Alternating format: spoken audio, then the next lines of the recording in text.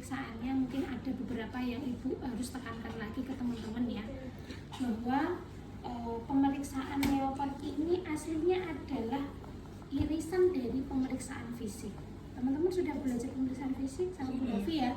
Sudah. Nah ini cuma bagian abdomennya tok, makanya alatnya cuma sedikit, karena yang kita periksa hanya bab yang ada di abdomen. Kenapa sih Bu menjadi sebuah hal yang khusus harus dipelajari? Karena ini yang membedakan pemeriksaan fisik ibu hamil dengan pasien yang lain. Karena kita ada something spesialnya di sini, ada bayinya yang harus kita evaluasi. Kalau pemeriksaan fisik biasa kan ya udah abdomen ya cuma kita inspeksi. Tapi kalau dengan pemeriksaan leopard ini kita ada apa aja? Inspeksi, okultasi. Nah, inspeksinya dengan kita melihat abdomennya itu tampilannya seperti apa, palpasinya dengan palpasi leopard 1 dengan 4 sampai 4, kemudian auskultasinya dengan pemeriksaan DJJ gitu ya. Kemudian pemeriksaan leopard ini kunci utamanya adalah memfiksasi bagian abdomen itu. Memfiksasi itu sama dengan mengunci. Kalau di kateter fiksasinya setelah dipasang kita kasih plester untuk memfiksasi.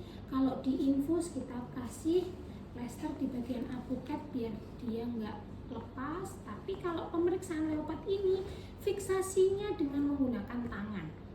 Ya, kenapa sih Bu harus difiksasi? Iya, kalau pasiennya itu perutnya itu langsing. Kalau kayak kalian kayak gini kan belum pernah hamil kan pasti perutnya kan sangat bisa diraba nanti janinnya. Tapi kalau kayak ibu ini dia statis, ototnya udah terjadi karena ibu udah hamil, pernah melar gitu loh. Apalagi ibu-ibu yang hamil keempat, hamil kelima, ibu pernah menemukan hamil ke-14. Nah, hamil itu masih ada yang kasus seperti itu. Nah, itu perutnya itu udah ya seperti ini, gelember-gelember seperti ini ya. Ya itu memang wajar terjadi karena kan melarnya kan berkali-kali. Jadinya dia sampai ototnya sampai benar-benar ya sudah sering karat aja ya, kalau sering kita tarik kan pasti molornya itu molor yang nggak bisa kembali gitu loh. Pun perut manusia seperti itu. Nanti kalau teman-teman itu habis lahiran nggak rajin olahraga seperti itu, ini perutnya akan gelember-gelember gitu. Jadinya perutnya akan gede karena memang ya secara fisiologis terjadi diastasis otot setelah hamil. Nah, fungsinya apa memfiksasi? Ketika teman-teman itu tidak memfiksasi seperti ini tuh tidak akan tahu ini kepala, ini punggung, ini apa, batasnya mana, itu nggak bisa. Tapi dengan teman-teman nanti memfiksasi, nanti kita praktekkan akan tahu, oh TFU-nya diukur dari sini ke sini. Oh bagian punggungnya ini, TFU-nya sebelah sini, kepalanya di sini, bagian kecil-kecilnya di sini. Seperti itu. Kemudian pada saat pemeriksaan leopard, alat-alatnya di sini ada Doppler itu untuk mengukur DJJ secara digital. Kalau zaman sekarang kayaknya udah pakai Doppler semua ya. Kalau zaman itu pas jadi mahasiswa masih pakai Linek, ujiannya pun pakai Linek jadinya. Dan ini kecil banget suaranya. Kalau dengan Doppler itu kita bisa membedakan duknya itu duk bising usus yang berasal dari venanya ibu, atau duknya itu memang punktum maksimum. Kalau punktum maksimum itu dia seperti tapal kuda, dek dek dek dek dek. Kalau bising usus ada kayak gitu. Jadi memang dia lebih jelas dan pasti ritmenya itu lebih cepat. Ingat DJJ normal berapa ukurannya? Berapa? 100 beneran 120. 100. Ayo pasnya berapa? 140 sampai 160. Jadi kalau teman-teman nanti pas ujian menyampaikan, Bu normal ya DJJ-nya, kasih range 140 sampai 160. Kalau kurang dari 140 dan lebih dari 160 namanya fetal distress. Ibu pernah cerita ya. Kurang dari 140 namanya bradykardi, lebih dari 160 namanya takikardi. Ya. Kemudian kalau pakai Doppler kita tinggal tempelkan. Kira-kira tadi yang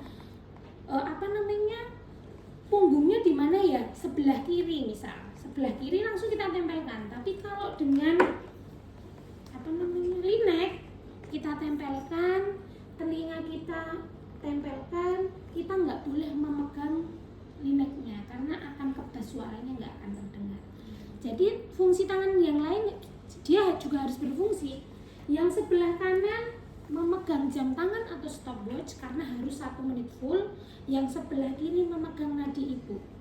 Untuk membedakan, kalau yang teman-teman dengarkan itu ritmenya sama dengan nadi ibu, berarti salah. Itu vena. Tapi kalau ritmenya dia beda dan lebih cepat, berarti benar itu DJJ janinnya. Ya. Kemudian teman-teman juga harus paham kalau punktum maksimum itu kan seperti ini. Kalau teman-teman bilang itu dia presentasinya kepala di bawah, berarti posisi punktum maksimum itu berada di bawah pusat. Kiri kanannya tergantung teman-teman ngerabahnya punggungnya di kanan apa di kiri. Contoh kalau hasil pemeriksaan kalian punggungnya di sebelah kanan, berarti punktum maksimumnya kemungkinan di bawah pusat sebelah kiri. Kalau misal dia puka atau punggung kanan, berarti di bawah pusat sebelah kanan. Kalau dia posisinya bokongnya di bawah, kemungkinan punktum maksimumnya agak ke atas, mendekati pusat atau atasnya pusat gitulah, tapi nggak di bawah seperti kepala. Kita bayangkan aja kan kalau posisi kayak gini kan agak ke atas daripada yang gini kan, ini di bawah kan. Jadi di sini sekitar sejajar dengan pusat atau bisa di atasnya pusat, bisa kanan atau kiri. Jadi pas nanti ujian, teman-teman meskipun belum real memeriksa pasien, tapi apa yang dikatakan harus rasional. Ketika presentasi kepala, yang DJJ-nya jangan di sini, ya itu pantat nggak akan ketemu, ya di punggung kanan kiri bawah atau punggung kanan bawah. Tapi kalau yang teman-teman temukan adalah posisinya pantat di bawah, itu bisa di sebelah kanan atas atau sebelah kiri atas. Bisa dipahami? Ya. Kemudian selanjutnya teman-teman alat sudah ya. Ada medline di sini. Sebenarnya medline ini bagian dari leopard nggak? TFU, ayo TFU leopard apa? Pakai apa? Jari ya. Kalau yang pakai ini namanya benar sekali, McDonald ya. Karena keduanya tujuannya berbeda. Kalau leopard dengan menggunakan jari itu untuk mengukur apakah pembesaran uterusnya itu sesuai dengan umur kehamilan atau tidak. Contoh misal teman-teman juga harus paham ya. Ketika teman-teman bilang UK 20 minggu, TFU-nya 3 jari di atas pusat, itu berarti kurang cocok karena harusnya ya sekitaran sepusat. Kalaupun mau naik mau turun itu ya 1 jari 2 jari lah, jangan sampai yang kebanyakan nggak rasionalnya gitu loh. Ya mungkin ada beberapa kasus seperti kasus bayi kembar atau gemeli atau dia polyhydramnion, memang dia pembesarannya lebih dari umur kehamilan ya. Kemudian kalau dengan TFO menggunakan McDonald tujuannya adalah untuk menghitung apa, nggak apa-apa salah. Usia kehamilan kan pakai jari. Kalau pakai ini loh, yang pakai rumus itu loh. Oh, TBC. Benar sekali. Taksiran berat janin kan di situ harus memasukkan TFU-nya berapa, makanya harus pakai medline. Karena nggak pakai jari kalian masukkan kan nggak keluar kan angkanya ya. Jadinya ingat tujuan TFU di leopard itu untuk mengetahui apakah pembesarannya sesuai UK. Kalau menggunakan TFU menggunakan medline itu berapa PBJ kira-kira janinnya itu beratnya berapa gitu ya, bisa dipahami, udah tahu perbedaannya ya. Oke, kalau gitu ibu mulai, nanti teman-teman sambil membaca checklist, kalau ada yang kurang teman-teman bisa menyampaikan ke ibu ya.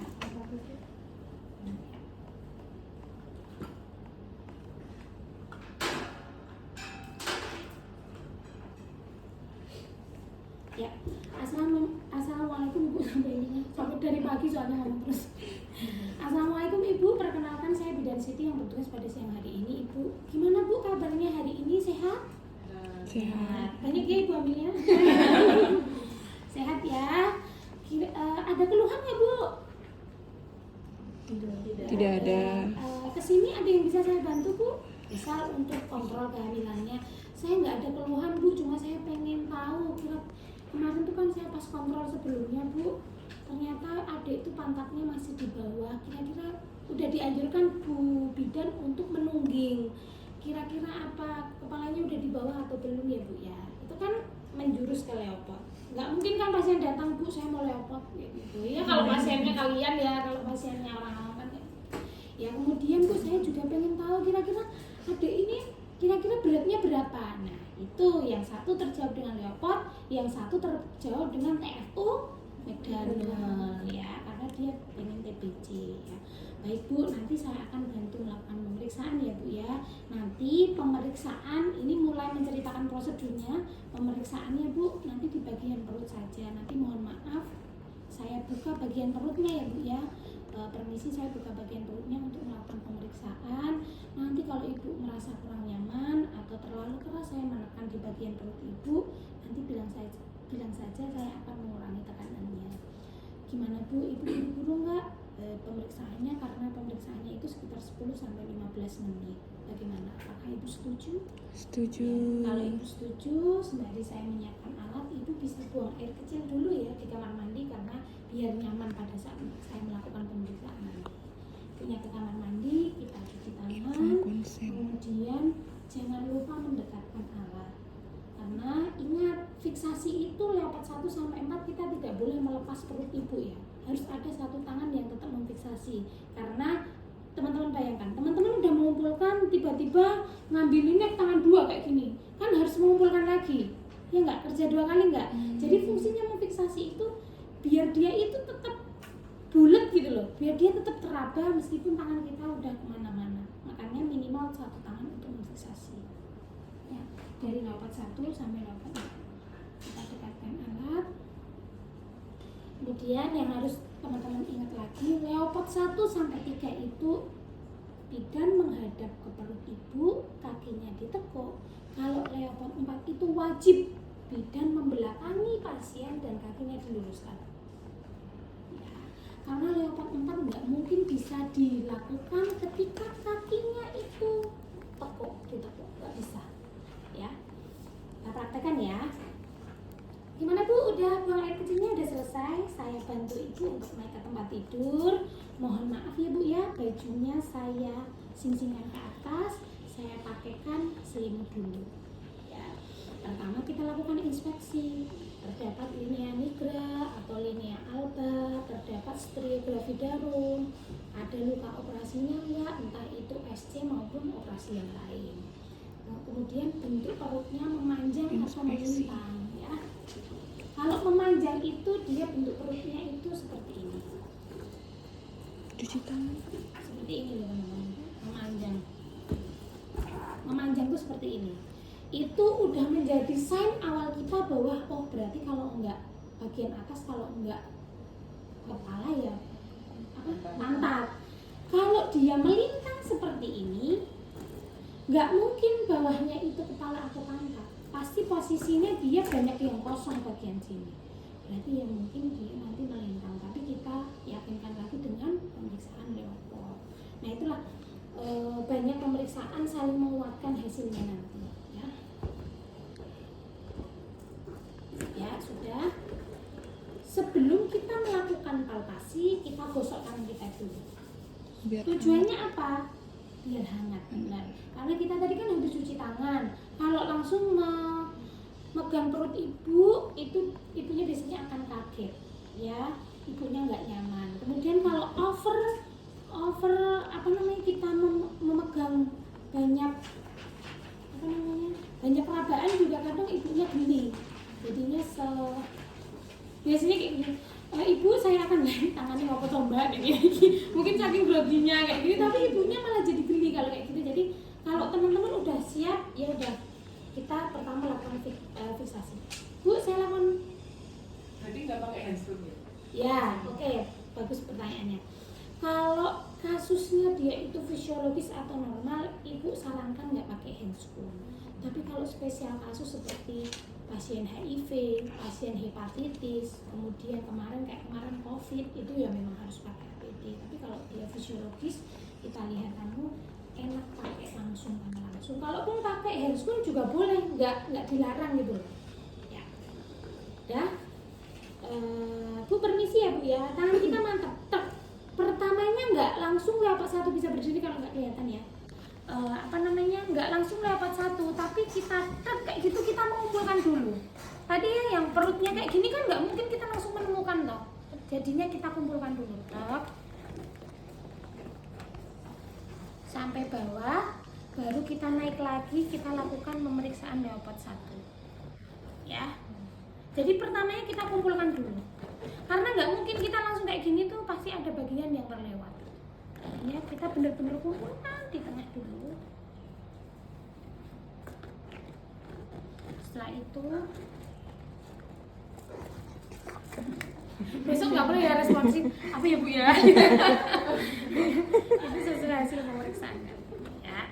Kemudian teman-teman, Ibu lupa satu lagi, teman-teman kalau mengukur TFU menggunakan jari itu kuncinya ada 3 garis, PX, pusat, simpisis.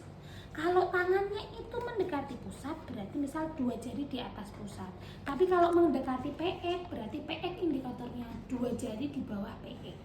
Kalau dia di pusat ya berarti sepusat. Kalau dia di pertengahan PX dengan pusat namanya ya pertengahan PX dengan pusat. Kalau yang di bawah umur kehamilannya masih kecil, dia masih berada di sini, kalau temennya ya berarti 3 jari di bawah, Di atas.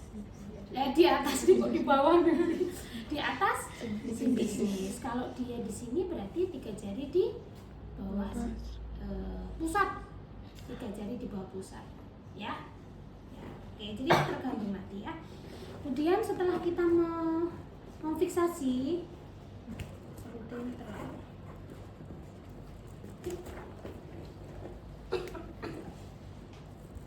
memang paling enak perut manusia diperiksa ya.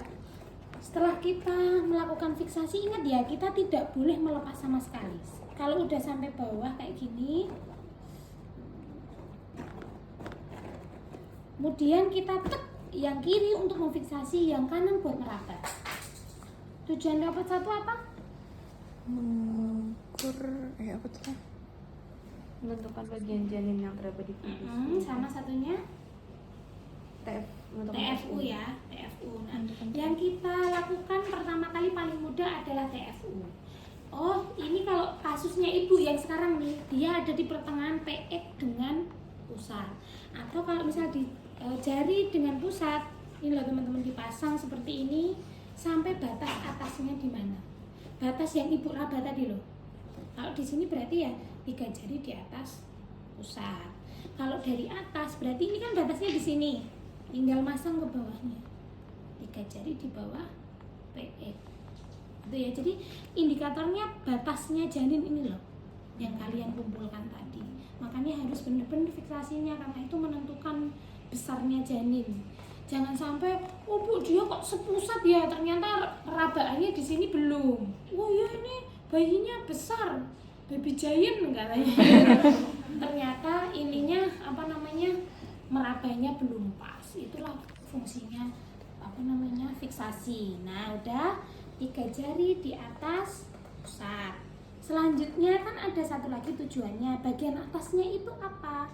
Ya, tangan kiri kita diem aja, yang meraba tangan kanan. Jangan semuanya meraba, pasiennya bisa ngompol saking keringnya.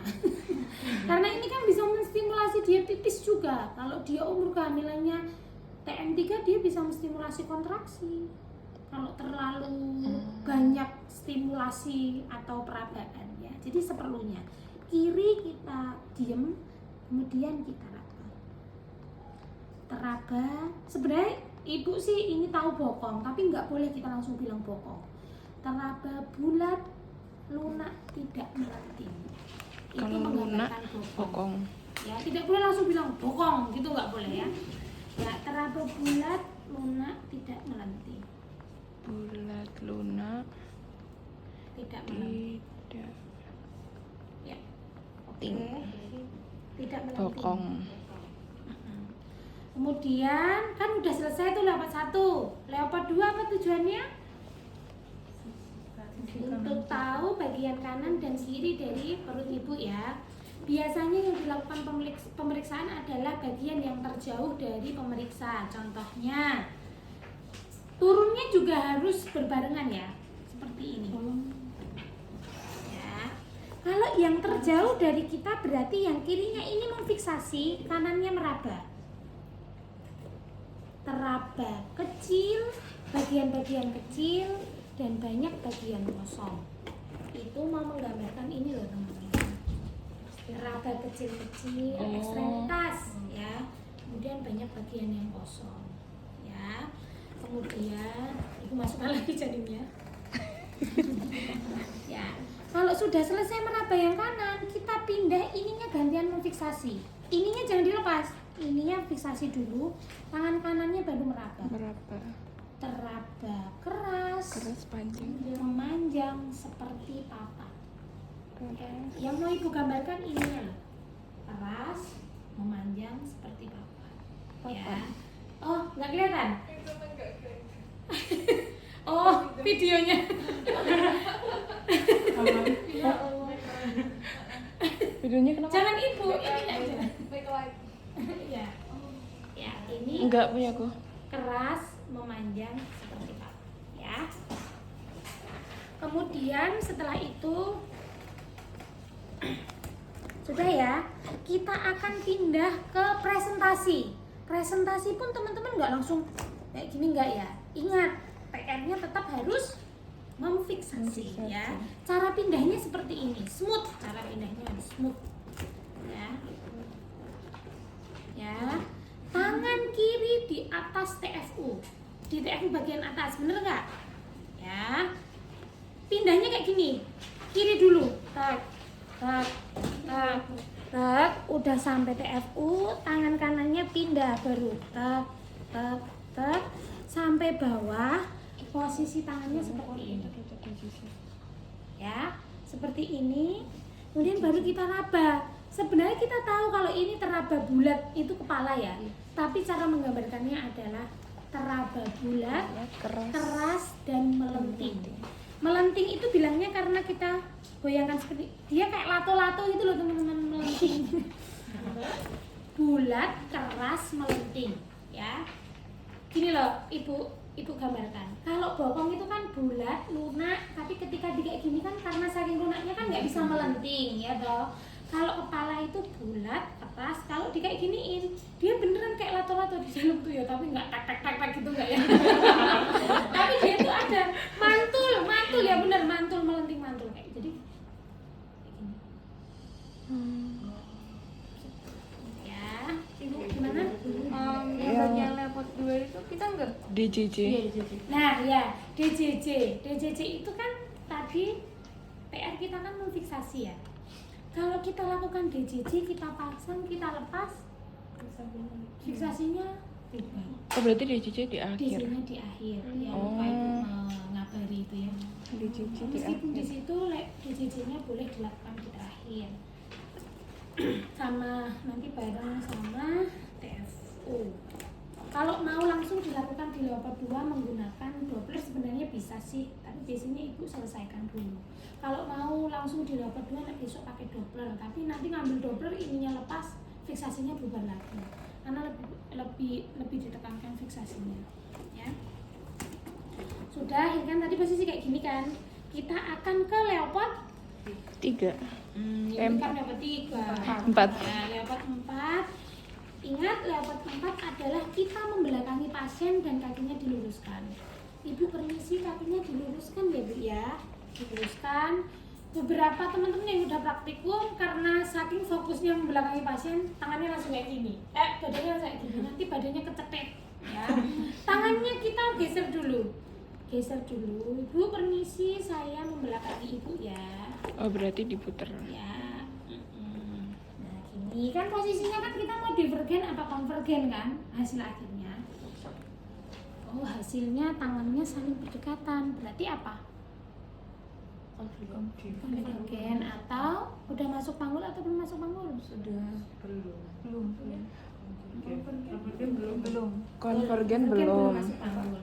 Asumsinya seperti ini teman-teman. Konvergen. Kepala janin, kalau di sini panggul, kalau kita meraba itu masih bisa kita menemukan ujung dari fetalnya, ya ujung dari kepalanya itu seperti ini.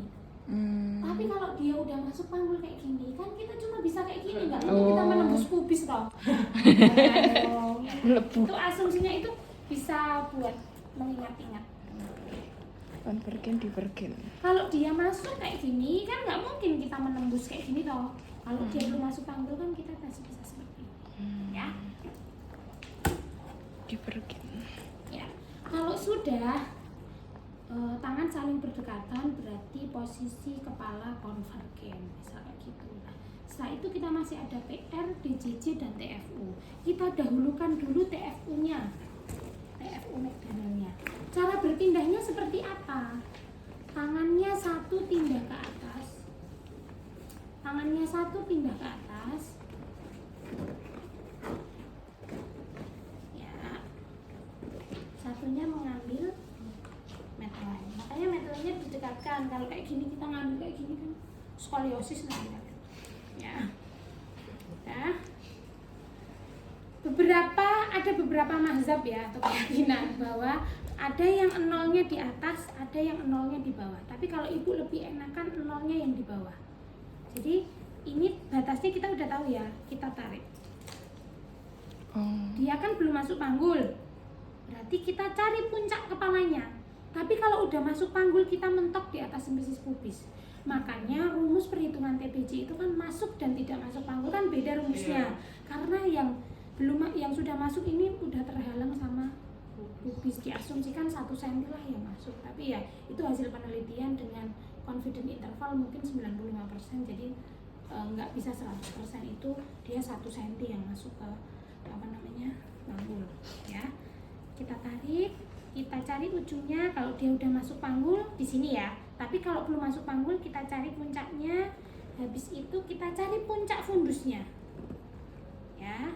Kalau sudah kita pegang sini karena kita belum DJJ, kemudian kita baca, oh TFU nya 28 cm. Buat apa? Buat menghitung TBJ nanti sebelum disampaikan ke pasiennya. Jangan pasiennya, Bu, TBJ-nya, TFU-nya 28 cm, rumusnya ini, ibunya suruh gitu sendiri. Jadi sebelum KIE teman-teman ngitung dulu ya. Ya, oke. Setelah itu kita lakukan pemeriksaan DJJ. Ya, kita kasih gel, kemudian langsung kita tempelkan. Biasanya kalau dia pas di punktum maksimum, dia akan jelas banget suaranya. Duk duk duk duk itu jelas. Tapi kalau dia masih agak lirih atau dia masih jarang, itu teman-teman harus mencari lagi. Karena namanya manusia kan nggak bisa 100% tepat benar. Jadinya tetap kita cari. Kalau udah kita lihat angkanya yang muncul di sini nanti, ini nggak bisa karena kita kan nggak punya janin ya di sini, jadi ibu nggak bisa mempraktekkan ya. Nanti kalau udah dia benar-benar di puncak punktum maksimum, dia akan stabil angkanya. Misal 151, 153 atau 154, itulah DJJ janinnya. Tapi kalau pakai linek harus full 1 menit menghitung ya. Nah,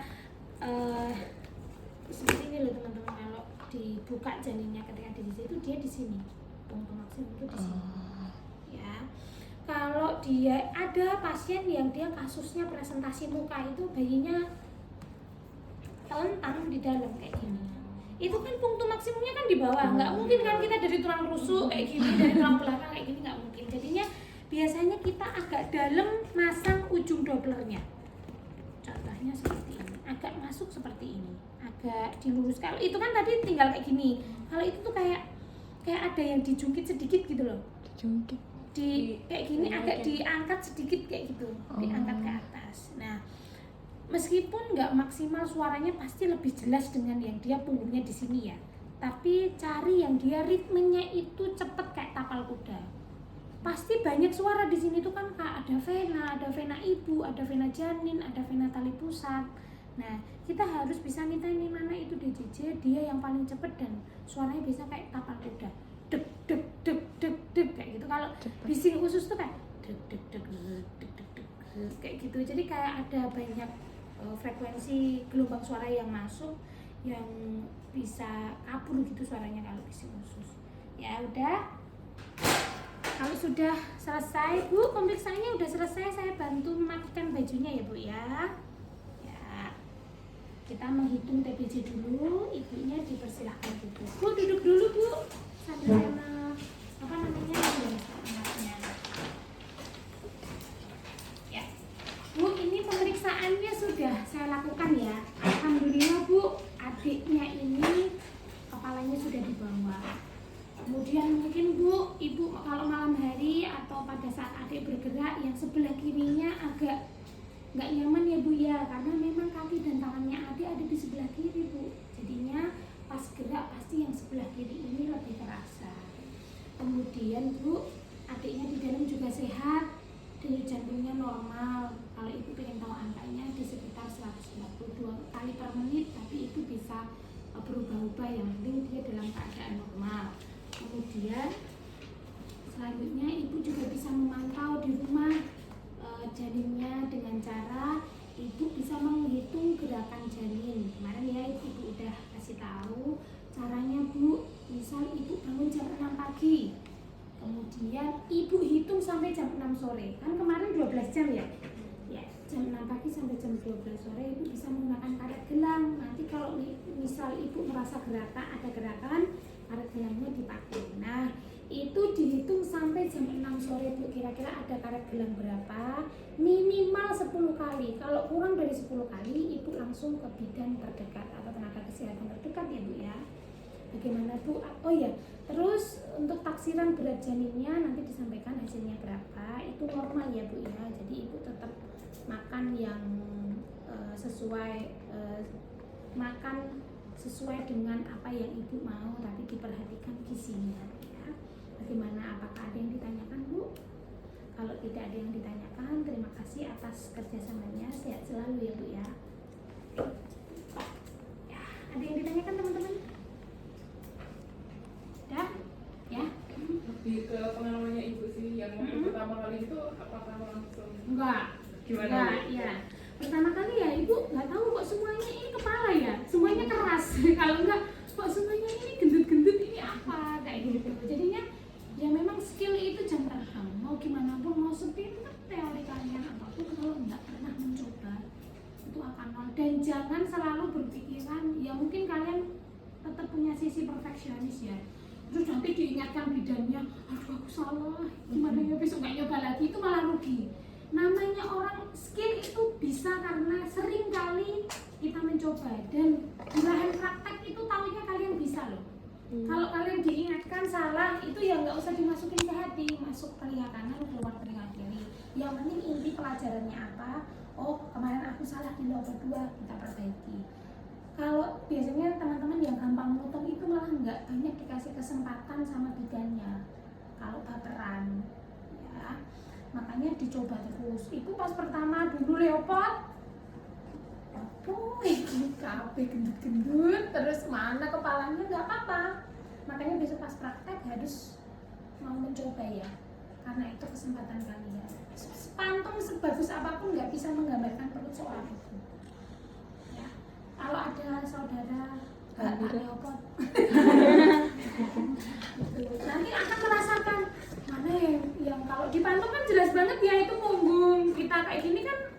Tapi kalau sama pasien belum lagi lihat kenyamanan pasiennya, belum lagi dia bersedia atau tidak. Ibu yang masih ingat banget itu ya itu loh, pemeriksaan dalam. Pemeriksaan dalam itu VT itu Ibu pertama kali apa ini anget kabeh, mana yang dinilai tahu secara teori itu cari mulut serviks. Dosen Ibu kan dosen persalinan itu kan dosen yang paling ngerer banget harus bisa, karena ya kalau kita nggak bisa bersalin kayak mana sih. Nah, mulut rahim itu kayak mulut kita itu bedanya cuma di bawah, wes membayangkan di bawah. Oke, habis itu asumsi Ibu masuk itu harus langsung ketemu itu mulut langsung. kan ternyata kan ada yang bentuk rahimnya retro, dia mulut rahimnya itu agak serviks, kan teman-teman tahu serviks ya, dia agak ke bawah gini, jadi semakin dia diisi oleh janin serviksnya itu semakin ke bawah. Jadinya pas ibu, loh kok halus kabeh iki apa kayak kepagur kayak batok, aku bilang kayak gitu. Terus mana buka berapa dek, nek aku muni nggak iso, aku mesti aku 10 bu, aku bilang kayak gitu kan, nggak teraba. Asumsi ibu, kata dosennya ibu, kalau buka 10 itu nggak teraba sama sekali karena serviksnya udah melingkari bagian kepala, karena udah terlewat ini kepalanya. Jadi mulut kan kayak mulut kita mau cucu kayak gini, buka 3, buka 4 sampai, kalau buka 10 kan nggak teraba. Oh berarti nggak ada, berarti buka 10. Bener. Tenang ini dek, masa lagi kenceng orang kok kayak gitu. Terus coba tak periksa, ini orang buka deh, ternyata serviksnya itu di bawah, itu yang model retro. Jadinya harus tangan ibu harus masuk. Coba di mana tadi serviksnya? Ya di sebelah sini bu. Ini tuh retro lah, ya usah. Terus paginya, ini gue fake salah lah, tak pikir. Saya bilang, bu saya nyoba lagi biar nggak salah kayak gitu. Baru ibu menemukan, ada buka 1 longgar, buka 2 longgar. Iki piro, mana tangan Bu Bidan sama ibu kan dulu pas sekolah kan kecil banget ya, kayak sekarang kayak gitu. Bukanya buka 2, ya wes lah iki agak bener, harusnya ini buka 1 longgar. Lah itu tangannya ibunya. Kalau tangan ibu kan kecil, ya wes apa hasil udah pernah merasakan VP kayak gitu. Jadi memang apa ya yang terjadi di lapangan itu sangat fleksibel. Kalau teman-teman nggak bisa memanajemen diri, kalau terlalu baper, terlalu perfeksionis, baper nanti, baper nggak muncul. Galak banget sih bedanya, males lah. Yang rugi siapa? Kita, kita yang butuh, mereka mana peduli ya kak. Ya, makanya kalau sama anak-anak profesi itu ibu selalu bilang nggak usah baper, karena kalian yang butuh, kita yang butuh. Nanti pada saatnya kita juga akan jadi bidan senior kayak gini kok, tunggu aja waktunya. Bilang. Jadi segala sesuatunya kan cuma tinggal waktu ya, mau disombongkan apa sih ya, ilmu tuh kan cuma ibu lahir duluan doang, bukan karena ibu lebih tahu. Teman-teman mungkin kalau seumuran ibu mungkin lebih tahu daripada ibu kayak gitu. Jadi nggak ada yang mau disombongkan ya. Itu jadi pengalaman ibu ya itu. Pertama ya pasti bingung karena pantun dengan manusia pasti berbeda. Dan ibu jadi bidan udah 4 tahun ya di bidan pelayanan, pastinya ketemu ibu hamil ya 1000 ya lebih. Itu ya baru bisa bercerita kayak gitu. Jadi kalau teman-teman pengalaman itu penting banget. Ibu dulu mungkin darinya secara teori mungkin pas lulus cum laude mungkin waktu itu, tapi di depan pasien ya tetap ya nggak cum laude, dan cum laude tuh sama aja, nggak tahu gitu loh. Jadi kalau masalah skill itu yang penting berani mencoba, bukan karena kamu IPK-nya 4 enggak, tapi yang penting berani mencoba. Banyak pengalaman ibu yang pingsan, nolong persalinan, lihat sapinya jadi gede kayak gitu, masya Allah kayak gitu. Terus habis itu kunang-kunang gitu, dek pegang kakinya, iya bu, pegang kakinya, ibunya kan ngejerit kan sambil nendang, terus ibu kelempar di apa namanya di pojokan tembok, cheers kayak gitu. Sama enggak ada yang nolong kayak gitu, mau apa dek mikir, mbak pusing, wah saya digocek, nggak peduli mereka. Tapi kalau zaman sekarang kayaknya nggak ada sih yang kayak gitu. Dan bisa dilaporkan, lapor ke kampus kayak gitu. Jadi mentalnya itu, mental kalian harus mental pembelajar.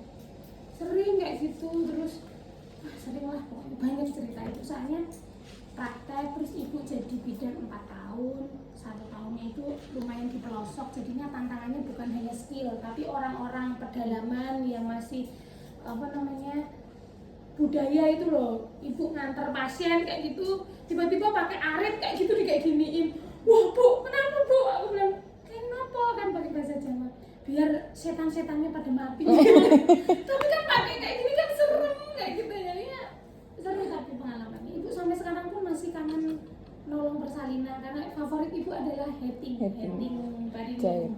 Tapi pas di heading ya sakit. Pas ibu jadi bidan dulu seneng heading barinum. Kalau lahiran, bu saya bu yang heading. Waktu itu kan ibu sambil sekolah S2, jadinya sampai teman-teman tuh, ibu tuh kesempatan tidurnya cuma di jalan. Jadi malam sekolah, malam kerja, paginya sekolah. Jadi pas di jalan bisa tidur ibu tuh. Yang kemarin dari kita ke Bali itu kan ibu bisa bawa motor sambil tidur, tapi ya serem sing boncengan dulu. Wah, bangun katanya. Tapi nggak tahu kenapa alhamdulillah selalu dilindungi ya ketika di depannya ada becak atau motor itu selalu bangun. Tapi kayak skill tambahan ibu gitu loh, bisa tidur bisa, tapi jangan kali ini. Kalian maksudnya privilege gitu loh, teman-teman bisa benar-benar fokus sekolah. Kalau ibu dulu boleh sekolah S2, yang penting cuma bayarin SPP. Sangunya kak, kamu harus kerja. Ternyata dosen ibu dulu mau mempekerjakan ibu dengan seadanya. Seperti ya itulah pengalaman ibu. Kalau diceritakan nggak habis sabar ya. Oke, teman-teman, sebelum kita akhiri ada yang mencoba satu jadi bidan, satu jadi pasien, satu membaca Mendokumentasi hasil dokumentasi. Kalau nggak nyoba megang, ibu yakin besok pas ujian teman-teman kaget. Harus merasakan perutnya dilewat itu seperti apa. Yuk. Sekarang